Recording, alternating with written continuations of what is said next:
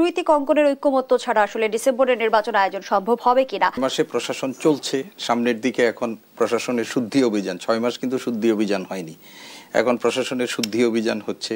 শুদ্ধি অভিযানের মধ্য দিয়ে আমরা আরো কিছুদিনের মধ্যে লক্ষ্য করব যে সরকার কোন লেভেল পর্যন্ত এই শুদ্ধি অভিযান তারা পরিচালনা করবেন বা প্রশাসন পুনর্গঠনের জন্য তারা কি ধরনের সুযোগ কার্যকর ব্যবস্থা গ্রহণ করবেন। এখন যেটি আপনি বলছিলেন যে সংস্কার কমিশন, আমাদের 6টা সংস্কার কমিশন রিপোর্ট দিয়েছে, আরও কয়েকটা সংস্কার কমিশন গঠিত হয়েছিল, সেই সংস্কার কমিশনগুলোর অবস্থা কি আমরা কেউ জানি না, এখন কোনো আলোচনার মধ্যেও নাই, এগুলোর কর্মতৎপরতা কি আছে সেটাও আমরা জানি না। এখন সংস্কার নিয়ে আমাদের যেটি হয়েছে, ধরেন বিরোধী দলগুলো বা অন্য রাজনৈতিক দলগুলো সংস্কার নিয়ে সরকারের পক্ষ থেকেও কিন্তু বলা হচ্ছে না এখন পর্যন্ত যে আসলে সরকার কোন পর্যন্ত সংস্কার করতে চায়, কি সংস্কার করতে চায়, তাদের সংস্কারের লক্ষ্য কি। তবে আমরা প্রত্যাশা করছি যে যেটা আমাদের ঐক্যমত্য কমিশন সংস্কার প্রস্তাবনাগুলো নিয়ে রাজনৈতিক দলগুলোর সাথে মার্চ মাস থেকে তারা আলোচনা শুরু করবে, এবং এটা তাদের রোডম্যাপের মধ্যেই ছিল, বলা হয়েছিল ফেব্রুয়ারি মাস থেকে শুরু করবে, ফেব্রুয়ারি মাসে একটা মিটিং তারা অলরেডি করেছে। তো এই রাজনৈতিক দলগুলোর মধ্যে আপনি সংস্কার বলেন, নির্বাচন বলেন, যে কিছুই বলেন না কেন, আমাদের যদি মিনিমাম একটা রাজনৈতিক ঐক্যমত সমঝোতা যদি না হয় আমাদের ক্রিয়াশীল রাজনৈতিক দলগুলোর মধ্যে দিয়ে, তাহলে কিন্তু কোনোটাই সম্ভব না। আমরা অবশ্যই চাই যে একটা গ্রহণযোগ্য নির্বাচন বাংলাদেশে হোক, কেননা গণতান্ত্রিক ব্যবস্থার মধ্যে নির্বাচন ছাড়া অন্য কোনো পদ্ধতি এবং পন্থা অবলম্বনের মাধ্যমে আপনি ক্ষমতা হস্তান্তরের কোনো পথ নেই।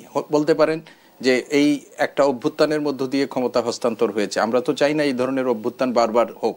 গণতন্ত্রকে প্রাতিষ্ঠানিক রূপ দিতে হলে আপনার একটা নির্বাচনী ব্যবস্থা তৈরি করতে হবে, এবং সেই জন্য একটা নির্বাচন, বাংলাদেশে যেহেতু নির্বাচন ব্যবস্থাকে ধ্বংস করে দেওয়া হয়েছে, সেটার জন্য একটা সংস্কার লাগবে, এবং এই সংস্কারগুলো কিভাবে করা হবে, কতদূর করা হবে, সেটা এখন আমাদের সামনে প্রশ্ন। এবং এই প্রশ্ন নিয়ে যেহেতু রাজনৈতিক দলগুলোর সাথে সরকার আলোচনায় বসছে, সেই আলোচনার পরিপ্রেক্ষিতে একটা পথ এবং পন্থা এটা বের হয়ে আসবে যে কোন ধরনের হয়। হয়তো সব দল সব কিছু মেনে নিবে এরকমটা না, কিন্তু বিএনপি রাজনৈতিক দল হিসাবে তাদেরও তো একটা সংস্কার পরিকল্পনা আছে, এবং সেই সংস্কার পরিকল্পনার তাদের যে সমস্ত বিষয়গুলো তারা সংস্কার চেয়েছিল, সেই সংস্কারগুলোরও অনেক কিছু এই বিভিন্ন কমিশনের সংস্কার প্রস্তাবনার মধ্যে দিয়ে আছে। ফলে একটা নির্বাচন করার জন্য একেবারে সংস্কার ছাড়া হয়ে যাবে সেই নির্বাচন, সেটা আমরা মনে করি না, এবং এটা কোনো রাজনৈতিক দলও বলছিলেন ডক্টর সিদ্দিকুর রহমান খান। আমরা প্রথম থেকেই দেখছি যে সংস্কারের বিষয়টি আলোচনার টেবিলেই আটকে আছে, সেরকম অগ্রগতি আমরা দেখতে পাচ্ছি না। রাজনৈতিক অনৈক্যের কারণেই কেমনটি হচ্ছে না, আপনি দেখেন সংস্কারের এটা আমাদের কাছে এই একটু আগে উনি যেটা বলেছিল, এই সরকারকে তো অনেক কিছু ফেস করে সামনে যেতে হয়েছে, এবং তারা সংস্কার কমিশন গঠন করেছে, 6টা সংস্কার কমিশন প্রস্তাবনা দিয়েছে। এই প্রস্তাবনার আংশিক আমরা জানতে পেরেছি, পুরো আমরা এখনো জানি না, সেগুলো আনুষ্ঠানিকভাবে প্রকাশিত হবে, জাতীয় ঐক্যমত্য কমিশন গঠন হলো, জুলাই চার্টার। এবং আমি ব্যক্তিগতভাবে মনে করি যে ছাত্ররা যে জুলাই চার্টার যেটা শহীদ মিনারে ঘোষণা করতে জাতির জন্য হতো, এটা খুবই একটা ড্যামেজিং ব্যাপার। সরকার সেটা উপলব্ধি করেছে, ছাত্ররা যেদিন ঘোষণা দিয়েছে সেই দিনই সরকার বলেছে এগুলো ছাত্রদের ব্যাপার, আমাদের সাথে এর সাথে কোনো সংযোগ নেই। সরকারের পক্ষ থেকে বলা হচ্ছে যে জুলাই চার্টার নিয়ে আমরা সব রাজনৈতিক দলের সাথে আলোচনা করেই আমরা একটা চার্টার তৈরি করব, এবং সেখানে একটা মিনিমাম রাজনৈতিক ঐক্যমতের ভিত্তিতে করবে, এবং এটি করার অধিকারও সরকারেরই। এবং যদি আপনি সেই দিন হয়ে যেত তাৎক্ষণিকভাবে, যেদিন শেখ হাসিনার পতন হয়েছিল, সেইটা একটা ভিন্ন পরিস্থিতি, ভিন্ন প্রেক্ষাপট হতো। এখন এই জুলাই চার্টারের ব্যাপারেও সরকার যে পথে হাঁটছে, আমি মনে করি যে এটা একেবারেই সঠিক একটা পথ এবং পন্থা, এবং এর মধ্য দিয়ে জুলাই চার্টারও হবে। এবং সংস্কারের ব্যাপারেও আমি একটু আগে বলেছেন যে অক্টোবরের মধ্যে যদি একটা নির্বাচনী, ডিসেম্বর সরকার যেটা চিন্তা করছে সেটা যদি নিয়ে যায়, তাহলে আপনি আমরা যে সময় পাবো, আমাদের সেই সময়ের মধ্যে মৌলিক কতগুলো সংস্কার আমাদের সম্পন্ন আপনি বিচার করবেন, এবং বিচার, উনি আইনের মানুষ, আমরা এটা কালকে চাইলেই আপনি বিচার করে ফেলতে পারবেন না। আপনি আন্তর্জাতিক অপরাধ ট্রাইব্যুনালে কতগুলো ট্রায়াল শুরু হয়েছে, প্রতিবেদনই আসতেছে না, সেইগুলোর জন্য আমাদের একটা সময় লাগবে, এবং এই সরকার একেবারে সব বিচার করে ফেলতে পারবে এখনই, বা এটা তো কয়েক বছরও লাগতে পারে। তাহলে কয়েক বছরের জন্য আমরা নির্বাচনের জন্য অপেক্ষা করবে, সেটা কি এই সরকার চাচ্ছে? সেটাও সরকারও চাচ্ছে না। সরকার চাইবে যে মূল যে বিষয়গুলো, বিচার থেকে শুরু করে আমাদের সংস্কারের যে মৌলিক বিষয়গুলো আছে, সেইগুলো তারা সম্পাদন করবেন, এবং সেই গুলো একটা রাজনৈতিক সমঝোতার ভিত্তিতেই তারা করবেন। আর আমি ব্যক্তিগতভাবে মনে করি যে ডক্টর ইউনূস এমন হবে না, উনি যেটা বলছেন যে উনি চলে যাবেন, এরকম যে জাতির একটা ক্রান্তিকালে উনি দায়িত্ব নিয়েছেন, জাতিকে আবার একটা ক্রান্তিকালের মধ্যে ফেলে দিয়ে যাওয়ার মতো মানুষও উনি নাই।